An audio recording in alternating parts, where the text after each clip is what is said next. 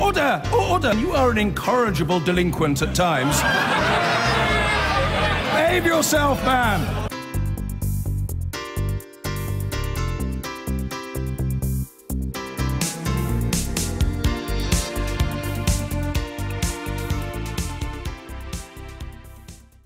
Well, we move on. Time was, you couldn't avoid the words Northern Powerhouse in public discussion, but then George Osborne was sacked by Theresa May, and as it was his pet project, it seemed to fade somewhat. And there are new worries about it now because the government has announced it's potentially scaling back some earlier promised basic upgrades of rail services around Manchester. This all goes back to a precursor to the Northern Powerhouse, which was a project called the Northern Hub, which involved extra platforms at Piccadilly Station, better connections between the stations within Manchester, and electrification of the Trans-Pennine line to Leeds. Some of this has now been questioned by the Transport Secretary, Chris Grayling. Ironically, though, Mr Grayling did today take tentative steps to give a thumbs up to a hugely expensive project in London, Crossrail 2. Well, our political editor, Nick Watt, is with me. So, Northern Powerhouse, very much back in the news, Nick, and you've been speaking to one of the kind of early fathers of this project. That's right. This evening I spoke to Jim O'Neill, the former Treasury Minister, who, as you say, is one of the fathers, if not the father, of the Northern Powerhouse project. And he told me he is confident that Theresa May is strongly committed to this project. But interestingly, Lord O'Neill told me that he believes that the Prime Minister's former Joint Chiefs of Staff, Fiona Hill and Nick Timothy, had attempted to discourage the Prime Minister from continuing with it. He talked of his annoyance in government. Of course, he resigned last September out of frustration on a number of fronts, not just this. But Nick Timothy has denied these claims. He has told me tonight it is categorically untrue, and I was responsible for saying we needed more of the same for more of our cities. OK, so that's the debate around Jim O'Neill. New concerns about the Powerhouse today just because of these government announcements. That's right, the apparent mismatch that you get a sort of a green light, excuse the pun, for Crossrail 2, north-south in London, and a question mark over the modernisation, the electrification of those east-west links up in the north. So with those question marks, I've been taking a look at the proposed modernisation of Northern Railways.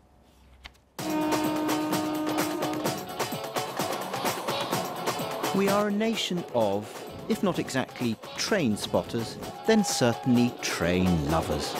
Back to the beaching cuts of the 1960s, our leaders have learned that they tamper with our railways at their peril. Today, the Transport Secretary, Chris Grayling, ushered in another era of rail travel when he gave strong support to Crossrail 2, a new north-south link through London. But is the attention being lavished on our capital also being matched in the north of England?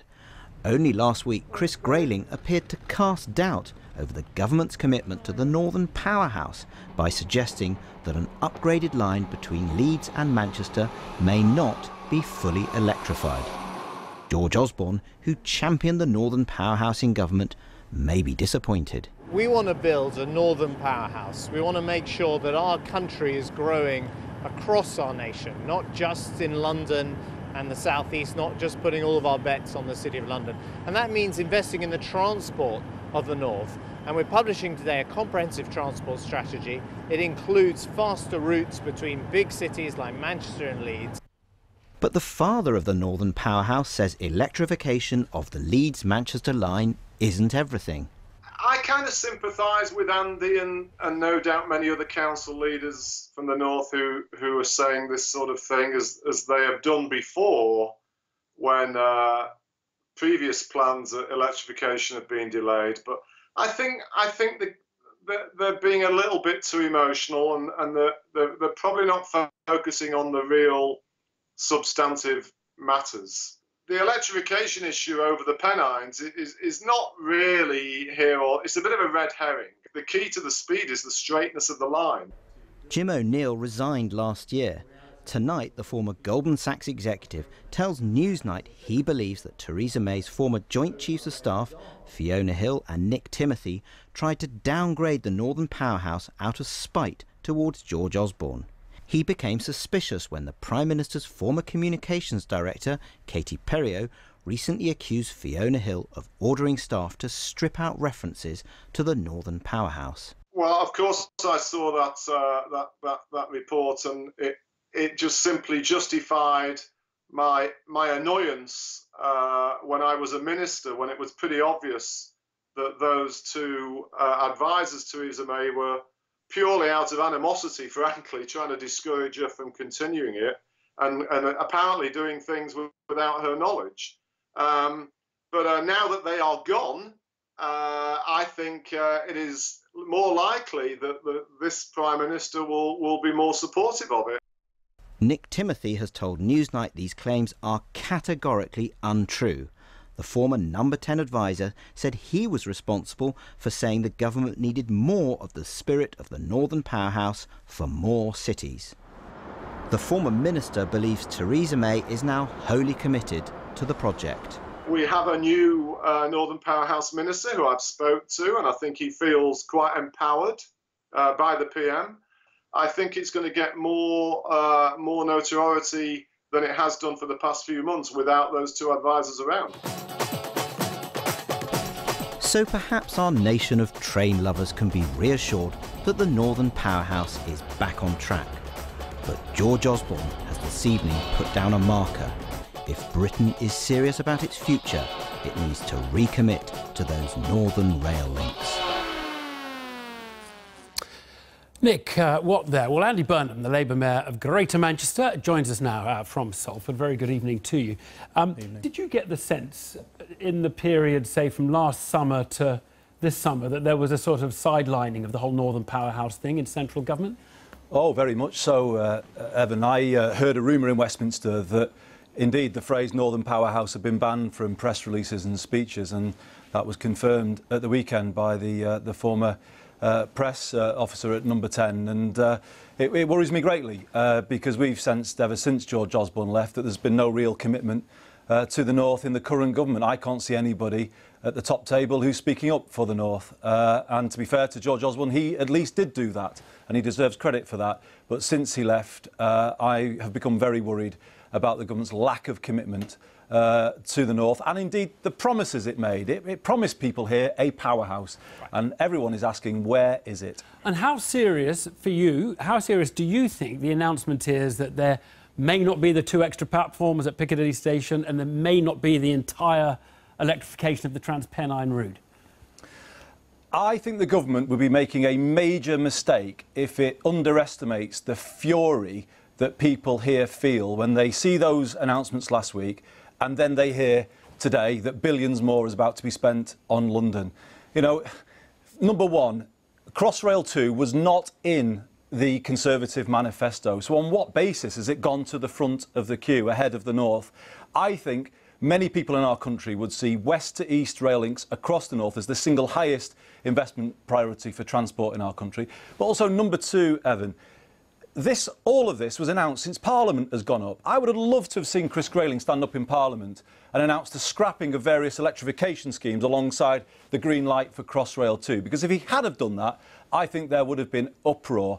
And where I will go now with this is contact Greater Manchester MPs and indeed other MPs across the North, because while this may be the government's view that it can cancel schemes out of London and give the green light to Crossrail, I doubt it will be Parliament's view.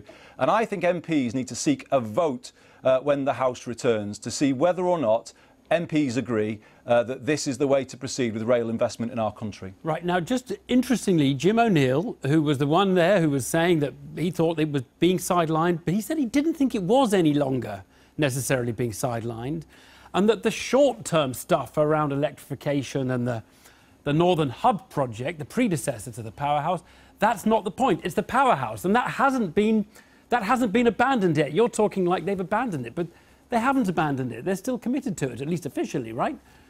Well, I very much hope that Jim is right, and I'm not coming on here necessarily to play party politics. If they'd have said, look, we've made commitments to the North, they will be honoured in full, I would be the first to say, well, thank you. That's the right way to do things, because this is where the need is. You know, the North cannot become a powerhouse economy unless there is serious investment in our rail and transport infrastructure, and that's the point that Jim O'Neill has correctly made this evening. You know, but Evan, we can't wait forever. We need improvements now. That's why the electrification is important, and it's also why we need more capacity at Manchester Piccadilly. You know, people travelling here, you know, across the northern cities who will have had a long commute home tonight, I think will be furious watching your programme when they're hearing this news that the government has cut back on rail investment in the north on the day that it's given the green light to Crossrail 2. I just think they will feel that, you know, the government isn't listening here to what people are saying. They aren't governing for the whole country. Do they have any other vision for the north, do you think? Because obviously post-Brexit Britain